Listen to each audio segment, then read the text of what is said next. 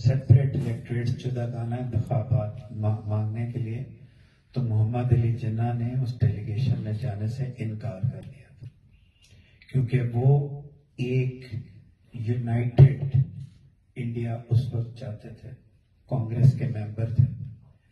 Partition of Bengal को देखा 1905 में, तो उन्होंने कहा ये क्या हो रहा है, एक सूबा अगर मुसलमान अक्सरियत का बन गया तो इतनी इतनी इतनी नफरत। उनका माइंड चेंज हुआ, आहिस्ता आहिस्ता वो मुस्लिम लीग की तरफ गए। जिन्ना की सच्चाई उनके नजरियात के बदलने में है, उनके चेंज में जिन्ना की सच्चाई है।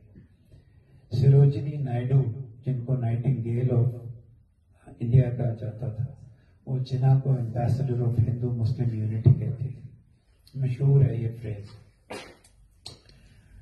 लखनऊ पैक्ट में 1916 में उन्होंने कांग्रेस और मुस्लिम लीग को जमा किया आजादी के लिए। रेजोल्यूशन पास हो गया और सेपरेट इलेक्ट्रेट्स जिनके वो शुरू में खिलाफ थे वो मनवा लिए। वो इंसान जिसको कहा जाता था कि ये यूनाइटेड इंडिया का फ्यूचर लीडर होगा, 1916 उनकी जेनिथ थी, सबसे ऊंचाई थी।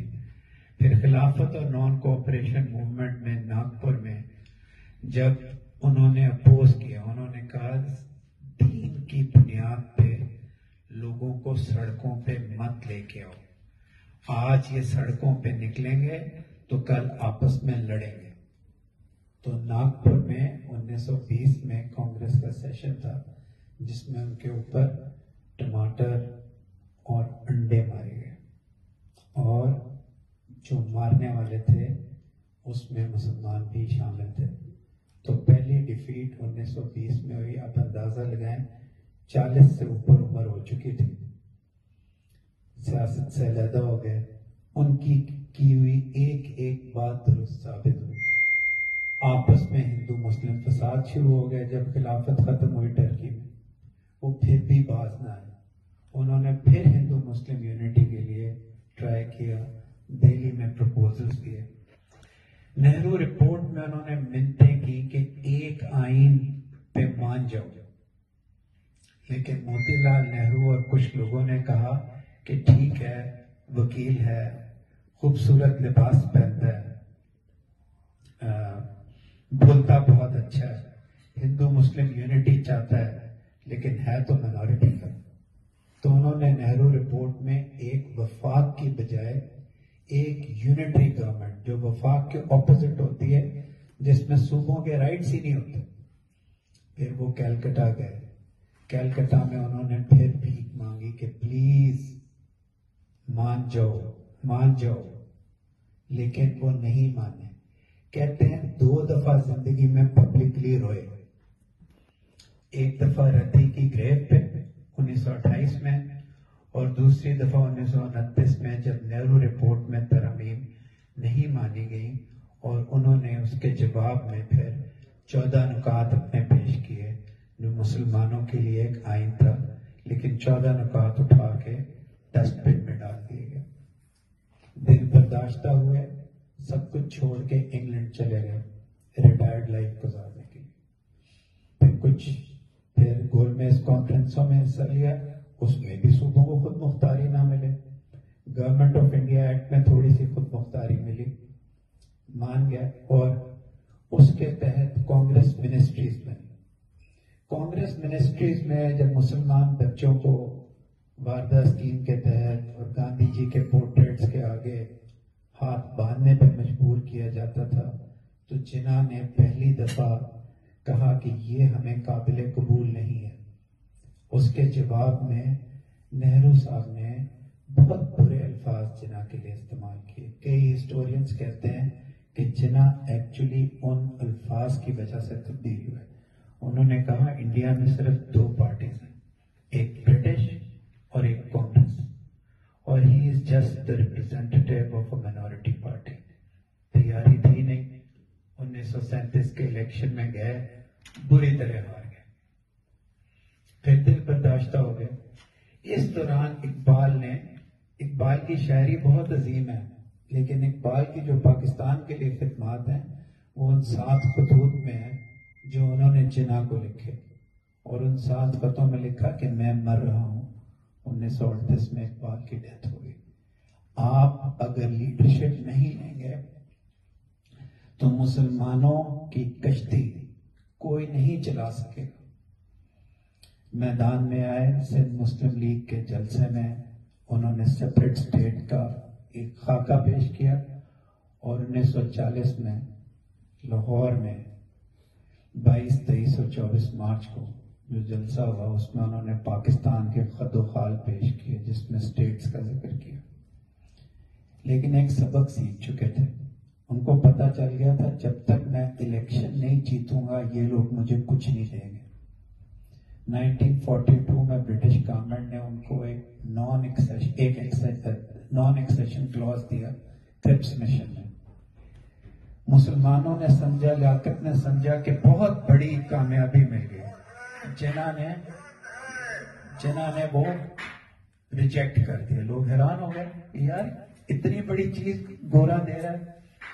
शिमला कॉन्फ्रेंस आई, उसमें तकरीबन पैरिटी दे दी इंटरिम गवर्नमेंट में, जिन्ना ने रिजेक्ट कर दिया।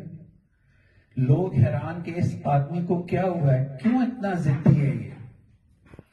उसके बाद 1946 के इलेक्शन में पाकिस्तान के नारे के साथ कह रहे वो खित्ता जिसमें गुलामी खत्म हो जाएगी, और पाकिस्तान के स्लोगन पे उन्होंने सेंट्रल लेजिस्लेचर में 30 में से 30 सीटें जीती, और 470 में से 410, 415 सीटें सूबाई लेजिस्लेचर में जीती। तब जाके 1876, सबूर में गलती तो नहीं कर रहा, तरीके पैदाइश 1876 और 1946, पहली कामयाबी 1946 में हुई जाके, जब पता चला कि ये जिद्दी आदमी जिसको आप कहते हैं, जिसको आपने नेहरू रिपोर्ट में रिजेक्ट किया, जिसको आपने सारी जिंदगी फेल किया, वो एक्चुअली इंडिया में मुसलमानों का वाहिद लीडर है, जिसके ऊपर आयशा जलाल ने किताब लिखी द सोल स्पोक्समैन। इसके जवाब में अब मामला क्लियर हो चुका है, पाकिस्तान जीत चुके हैं, लेकिन एक ख्याल उनके अंदर एक गर्दिश करता रहता है कि पाकिस्तान तो बन जाएगा, लेकिन जो कुछ मुसलमान, आधे मुसलमान यूनाइटेड इंडिया में रह जाएंगे, 1/3, क्योंकि 2 उस वक्त थे भी, 1/3 जो रह जाएंगे उनका क्या होगा। ये उनके जहन में ख्याल है, बोल नहीं रहे। पाकिस्तान का केस जीत चुके हैं। इतने में अंग्रेज कैबिनेट मिशन प्लान भेजता और 3 खित्तों में इंडिया को डिवाइड करता। ईस्टर्न मुस्लिम्स, वेस्टर्न मुस्लिम्स जो आजकल पाकिस्तान है, और सेंटर में हिंदू मेजॉरिटी प्रोविंसेस, और उनको ग्रुपिंग क्लॉज के तहत ऑटोनॉमी दे देते। जिन्ना दिन रात सोचते हैं। 16 मई को इस प्लान का ऐलान होता है 1946 में। दिन रात सोचते हैं, और सडनली लोग हैरान हो जाते हैं जब 18 मई को वो पाकिस्तान को कहते हैं कि मैं पाकिस्तान की जगह कैबिनेट मिशन प्लान का इंडिया एक्सेप्ट कर लूं, क्योंकि उनको लगा कि ये एक फेयर डील है। अंग्रेज की फेयरनेस में जिंदगी के एंड तक बिलीव करते थे, क्योंकि पढ़े वहां थे, ग्लैडस्टोन और डिज़राइली को देखा था। वो जिन्ना ही की शख्सियत थी जिसने जब पाकिस्तान की जगह United India cabinet mission plan का एक्सेप्ट किया तो मुसलमानों ने मान लिया।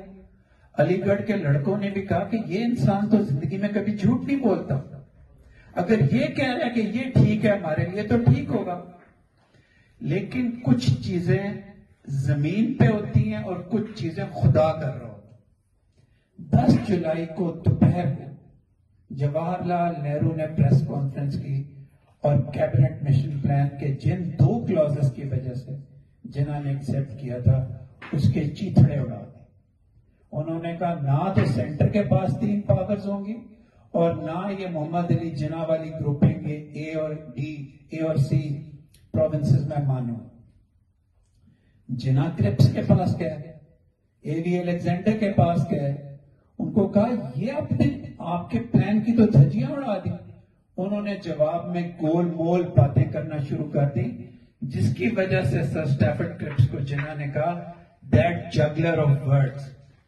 एंड सडनली जिन्ना को पता चला कि आइन से ये मसला हल नहीं होगा। जो आदमी स्ट्रीट में आया ही नहीं था, उसने कलकत्ता में पहली दफा डायरेक्ट एक्शन डे मनाया। मुसलमान सड़कों पे आए, फसाद शुरू हुए। इस दौरान भी लंदन, दिल्ली, शिमला हर वक्त जिन्ना ग्रुपिंग क्लॉज के लिए लड़ते रहे कि ग्रुपिंग क्लॉज मान जाओ, मेरे मुसलमान सूबों को जेन्युइन ऑटोनॉमी दे दो, तो अभी भी वक्त है। लेकिन उस वक्त एक और मंसूबा बना, बस मैं एंड कर रहा हूं। उन्होंने कहा कि पाकिस्तान मान जाओ। थिंकिंग ये थी माउंटबेटन की और नेहरू की और पटेल की, गांधी जी इसमें शामिल नहीं थी, कि पाकिस्तान बच सकता ही नहीं। हिंटरलैंड है, ना इंडस्ट्री है, घास फूस है, डिफेंस के लिए इंपॉर्टेंट है, ईस्ट में शदीद पॉवर्टी, गुर्बत, वेस्ट विदाउट इंडस्ट्री, ना कोई आर्मी, ना कोई डिफेंस, ना 1 रुपया, ये कैसे बचे? तो जून 3 को उन्होंने ट्रंकेटेड, जिन्हें कहते हैं मौत ईटन पाकिस्तान, जिसके अंदर पंजाब भी डिवाइडेड, जिसके अंदर बंगाल भी डिवाइडेड, काटा हुआ पाकिस्तान उन्होंने दे दिया। जिन्ना को अभी बहुत प्यारा इस बच्चे ने बताया, 1942-43 में पता चला कि उनको ट्यूबरकुलोसिस है और वो बढ़ रहा है शिद्दत के साथ। काम करते हुए कैरावैन के सिगार पीते थे। तो उन्होंने कहा कि अब मैं ये पाकिस्तान ले लूंगा। उन्होंने कहा जैसा पाकिस्तान मुझे दोगे, हालांकि वो चाहते थे कि पंजाब और बंगाल डिवाइडेड ना हो, और पाकिस्तान बन गया। अगर तोप थी तो तोप का पीछे का टर्रेट नहीं था, अगर टैंक था तो टैंक के पहिए नहीं थे, आर्म फोर्सेस डिवाइडेड थी, रेफ्यूजीज का इतना बड़ा जमे वफीद, तो सबकी बातें दुरुस्त साबित होनी थी कि पाकिस्तान ने नहीं बचना था। लेकिन जिन्ना और जिन्ना के साथ कुछ सिविल सर्वेंट्स, जिसमें चौधरी मोहम्मद अली का नाम सरे फहरिस्त है, कुछ डिफेंस के लोग, इन्होंने अपनी जिंदगियां लगा दी पाकिस्तान को बचाने पे। 2 अशखास, 2 तरफ खुदा से मदद आई। एक मीर लायक अली ने हैदराबाद में थे प्राइम मिनिस्टर, उन्होंने वहां से फंड्स पाकिस्तान को ट्रांसफर कर दिए। दूसरा, गांधी जी ने पाकिस्तान का जो फाइनेंशियल शेयर था उसके लिए रोजा रखा, फास्ट रखा, कि अगर आप पाकिस्तान को उसका फाइनेंशियल शेयर नहीं देंगे तो मैं हंगर से अपने आप को मार लूंगा। तो जब आप पाकिस्तान का जिक्र करें तो जिनको हम ट्रेडिशनली बुरा समझते हैं, उनकी अच्छाइयों को भी, हम सच्चे लोग हैं, हम उनकी तरह झूठ नहीं बोलते, उनके भी सच सामने आ गए। जसवंत सिंह, बाकी लोगों ने बाद में किताबें लिखी। इंडिया में अब इतना स्कॉलरशिप है जिसको वो छुपा रहे हैं, जो जिन्ना के हक में बात करता है।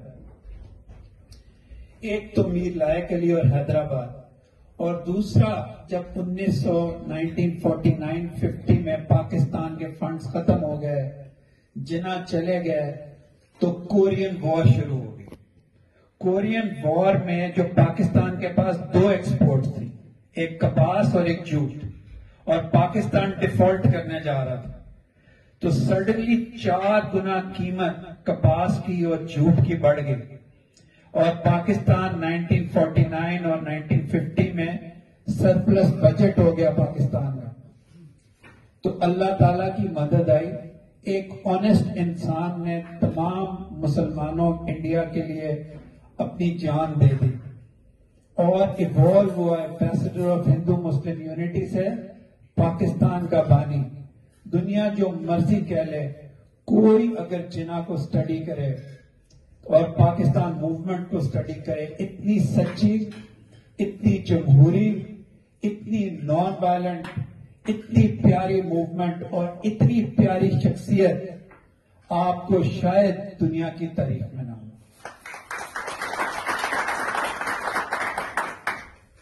पाकिस्तान की आखिरी चीज आपको बताता हूं, क्योंकि जब आप स्ट्रीट पर जाएंगे लोग आपको कहेंगे कि जी पाकिस्तान की वजह से खून बहुत बहा। खून इसलिए बहा कि ओरिजिनल डेट ऑफ पार्टीशन जून 1948 थी, ओरिजिनल डेट। इन्होंने ये डेट इसलिए पहले की कि इन्होंने कहा पाकिस्तान तो तैयार ही नहीं हो सकता, जून में अनाउंस करना है, अगस्त में आपने मुल्क दे देना है। इंडिया तैयार है, पाकिस्तान के पास कॉमन पेन्स नहीं थी, कांटों से आप अपने पेपर्स को जोड़ते थे। सेक्रेटरीज के पास टेबल नहीं थे, जिस तरह इस टेबल पे दो बच्चे बैठे हुए हैं, इस तरह कैबिनेट सेक्रेटरी और फॉरेन सेक्रेटरी, फाइनेंस सेक्रेटरी साथ बैठ के कागजों पे दस्तखत करते थे। कायदे आजम का ट्यूबरक्लोसिस इतना ज्यादा था कि उनसे काम करना इम्पॉसिबल था। लेकिन मैंने अभी 25 दिसंबर को आपको एक डॉक्यूमेंट्री दिखाई थी फेसबुक पे कि मौत वाले दिन भी उन्होंने सलूट का जवाब दिया जब वाइकिंग के अंदर जा रहे थे। और जब नेविगेटर ने पीछे आके कहा कि mister Jinnah are you all right, तो मरते हुए उसको स्माइल दी और वो कहता है मुझे ऐसे लगा कि एक मरता हुआ इंसान मुझे कह रहा है फिक्र ना करो, सब कुछ ठीक हो जाएगा। उन चीजों को देखें, उन चीजों को देखें, पाकिस्तान को समझें। पाकिस्तान रवादारी का, हर मजहब के साथ प्यार करने वाला खूबसूरत मुल्क है। और आज मुझे बहुत खुशी हुई कि पीटीआई के प्लेटफॉर्म से आज का कायदे आज़म का डे मनाया गया। एक आखिरी चीज आपको बताना चाहता हूं, कोई सियासी बात नहीं कर रहा। पीटीआई की जो स्पेन की लीडरशिप है, आज तक उन्होंने मुझे कभी भी अपनी अपॉइंटमेंट चेंज करने के लिए नहीं कहा, आज तक। ये सबूर बैठे हैं, जुल्करनैन शाह साहब बैठे हैं, बाकी लोग बैठे हैं, शहजाद भट्टी प्रेसिडेंट वहां है। वीजा के लिए 1.5 महीना इंतजार करके लाइन में जाके वो वीजा के लिए आए। तो ये कुछ बातें हैं। मैं अपने आप को बाकी सियासी मुखालफत से डिसोसिएट करता हूं, लेकिन जो अच्छाइयां हैं, जो एग्जाम्पल्स हैं, वो मैं पेश करूंगा। ये लोग बैठे हैं, कभी मुझसे किसी ने कोई सिफारिश नहीं की, सरेआम आपको बताता हूं। तो मेरा ख्याल है सबसे ज्यादा जो विजन है इनकी लीडरशिप की, इस पे ये लोग खुद अमल करते हैं। लेकिन जिन्ना की कहानी, असलियत की कहानी जो मैंने आपको कुछ लम्हों में सिर्फ बताई है, वो जानना बहुत जरूरी है। तब आपको पता चलेगा कि पाकिस्तान कितना खूबसूरत है। आप सबका बहुत बहुत शुक्रिया।